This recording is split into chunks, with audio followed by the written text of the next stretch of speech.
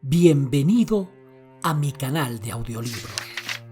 Si todavía no lo has hecho, por favor, suscríbete. Me ayudaría muchísimo si lo hicieras. En este momento estamos leyendo la obra clásica Frankenstein de Mary Shelley.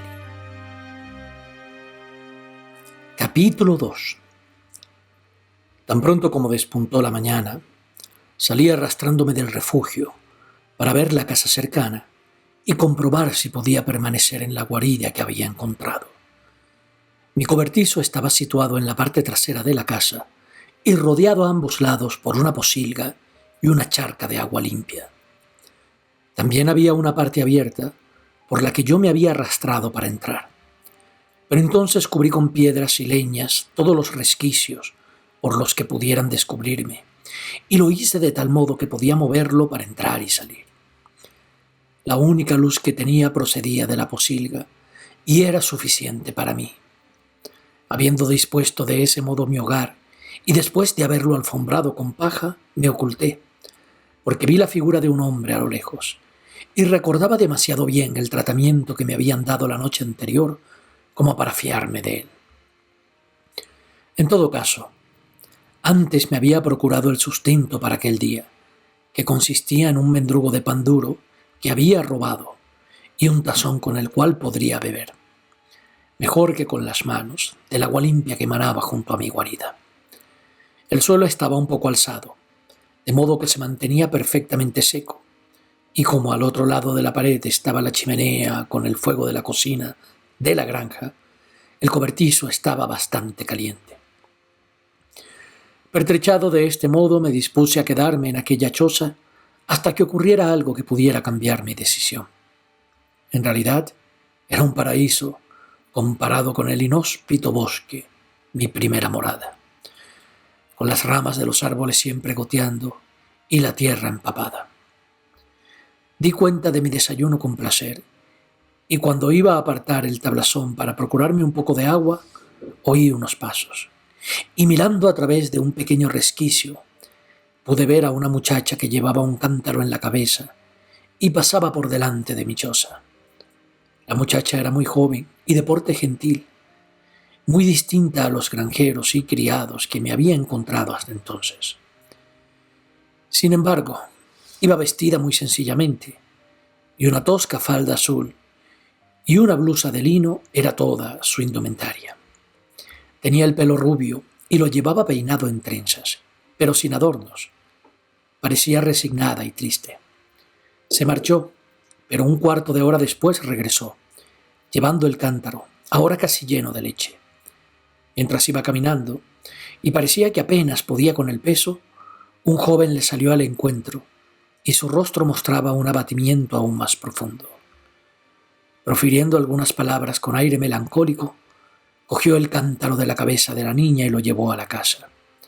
Ella fue detrás, y ambos desaparecieron.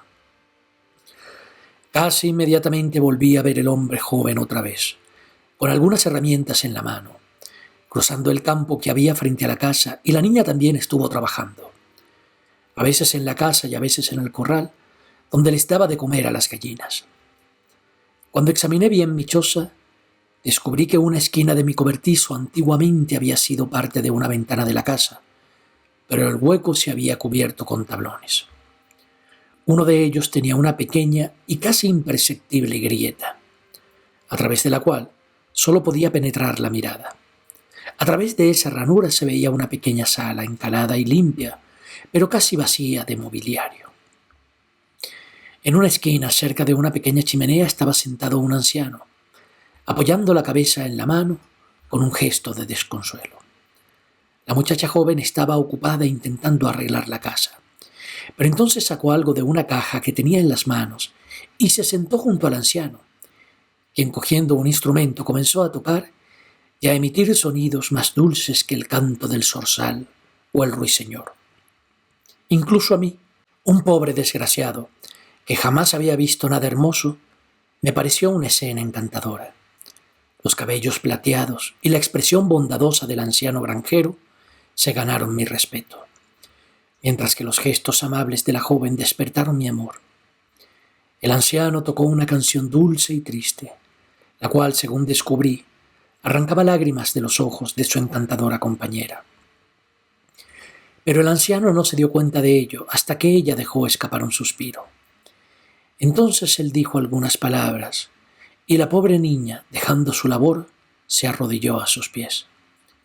Él la levantó y sonrió con tal bondad y cariño que yo tuve sensaciones de una naturaleza peculiar y abrumadora.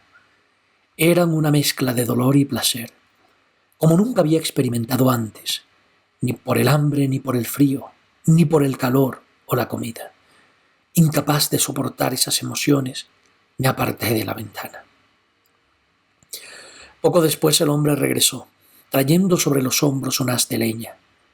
La niña lo recibió en la puerta, le ayudó a desprenderse de su carga y, metiendo un poco de leña en la casa, la puso en la chimenea.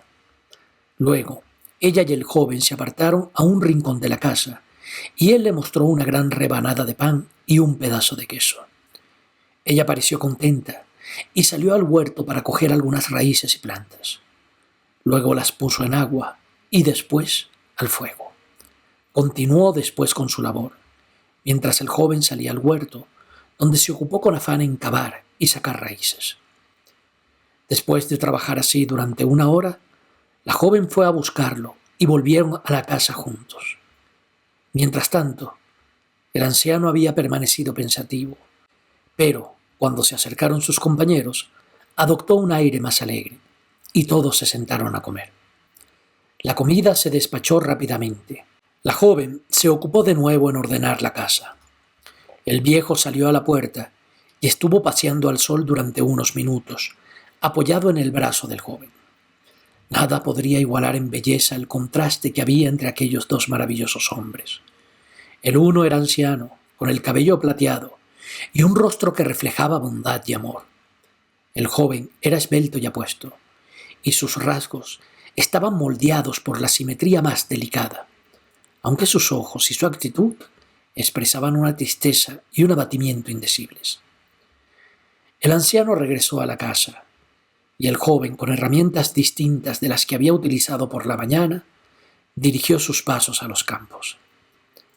La noche cayó repentinamente, pero, para mi absoluto asombro, descubrí que los granjeros tenían un modo de conservar la luz por medio de velas, y me alegró comprobar que la puesta de sol no acababa con el placer que yo experimentaba viendo a mis vecinos.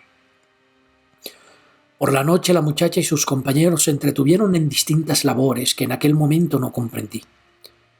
Y el anciano de nuevo cogió el instrumento que producía los celestiales sonidos que me habían encantado por la mañana. Tan pronto como hubo concluido, el joven comenzó no a tocar, sino a proferir sonidos que resultaban monótonos y en nada recordaban la armonía del instrumento del anciano ni las canciones de los pájaros. Más adelante comprendí que leía en voz alta, pero en aquel momento yo no sabía nada de la ciencia de las palabras y las letras. La familia apagó las luces después y se retiró, o eso pensé yo, a descansar. Yo me tumbé en la paja, pero no pude dormir.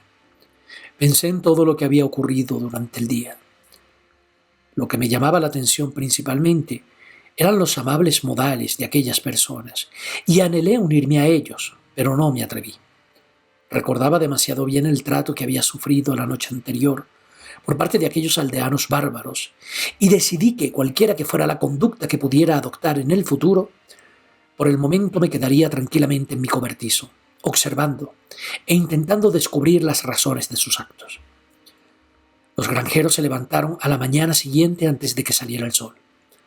La joven aderezó la casa y preparó la comida, y el joven, montado en un animal grande y extraño, se alejó. Aquel día transcurrió con la misma rutina que el día anterior. El hombre joven estuvo todo el día ocupado fuera, y la muchacha se entretuvo en varias ocupaciones y labores en la casa. El anciano pronto supe que era ciego. Empleaba sus largas horas de asueto tocando su instrumento o pensando. Nada puede asemejarse al cariño y al respeto que los jóvenes granjeros le demostraban a aquel anciano venerable.